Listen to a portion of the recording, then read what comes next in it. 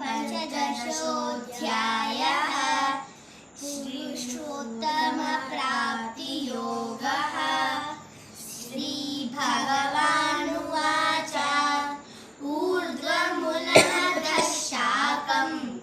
अश्वत्थं प्राहुरव्ययम् छन्दांसि यस्य पर्णानि यस्तौ वेद स वेदवित् अथश्चोर्ध्वं प्रसृतास्तस्य शाखा गुणप्रवृद्धा विषयप्रवालः अथश्च मूलान्यनुसन्धतानि कर्मानुबन्धीनि मनुष्यलोके न रूपमस्येह ततोपलभ्यते नान्तो न चादिर्न च सम्प्रतिष्ठा अश्वत्थमेनं सुविरूढमूलम् असङ्गशस्त्रेण दृढेन चित्वा ततः पदं तत्परिमार्गितव्यै यस्मिन् गता न निवर्तन्ति भूयः तमेव चाद्यं पुरुषं प्रपद्ये यतः प्रवृत्तिः प्रसृता पुराणी निर्माणमोहाजितसङ्गदोष अध्यात्मनित्या विनिवृत्तकामः द्वन्द्वैर्विमुक्ता सुखदुःखसंश्नैः गच्छन्त्यमूढा पदमव्ययं तत् न तद्भास्यते सूर्यो न शशाङ्को न पावकः यद्गत्वा न निवर्तन्ते तद्धाम परमं मम ममैवांशो जीवलोके जीवभूतः सनातनः मनश्चेष्टानीन्द्रियाणि प्रकृतिस्थानि कर्षति शरीरं यदवाप्नोति यच्चाप्युत्क्रामतीश्वरः गृहीत्वैत्वानि संयाति वायुर्गन्धानि वाशयात् श्रोत्रं चक्षुस्पर्शनं च रसनं घ्राणमेव च अधिष्ठाय मनश्चाय विषयानुपसेवते उत्क्रामन्तं स्थितं वापि भुञ्जानं वा गुणान्वितं विमूढानानुपश्यन्ति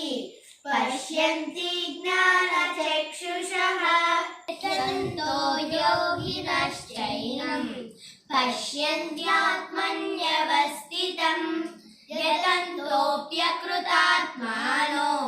नैनं पश्यन्त्यचेतसः यदादित्यगतं तेजो जगद्भास्यतेऽखिलं यच्चन्द्रमसि यक्षाग्नौ तत्तेजो विद्धि मामकम् गामाविश्य भूतानि धारयाम्यहमोजसा पुष्णामि चौषधिः सर्वः सोमो भूत्वा रसात्मकः अहं वैश्वानरो भूत्वा प्राणिनां देहमाश्रितः प्राणसमायुक्तः पचाम्यन्नं चतुर्विधं सर्वस्य चाहं हृदि सन्निविष्टो मत्तस्मृतिर्ज्ञानमहपोहनं च वेदैः च सर्वैरहमेव वेद्यो वेदान्तकृद्वेदविदेव चाहम् द्वाविमौ पुरुषौ लोके क्षरश्चाक्षर एव च क्षरः सर्वाणि भूतानि कूटस्थोऽक्षर उच्यते उत्तमः पुरुषस्त्वन्यः परमात्मेत्युदाहृतः यो लोकत्रयमाविश्य विवर्तव्यय ईश्वरः यस्माक्षरमतीतोऽहम् अक्षरादपि चोत्तमः अतोऽस्मि लोके वेदे